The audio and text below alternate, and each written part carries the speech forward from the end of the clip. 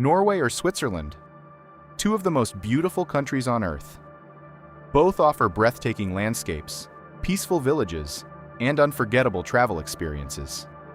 But if you had to choose only one, which one would truly win? In this video, we will compare Norway and Switzerland in nature, lifestyle, cost, travel experience, and overall beauty. So by the end, you can decide which country is the best for you. Let's begin this journey. Nature and landscapes.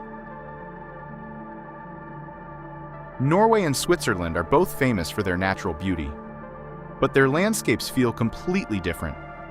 Norway is wild, dramatic, and untouched. Its deep fjords, massive cliffs, and powerful waterfalls create a sense of raw nature. When you stand beside these giant landscapes, you feel small and connected to something ancient and powerful. Switzerland, on the other hand, feels peaceful and perfectly designed.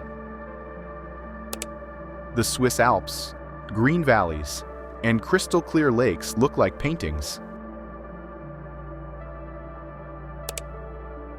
Every village feels like it belongs in a fairy tale. It is calm, elegant, and incredibly photogenic.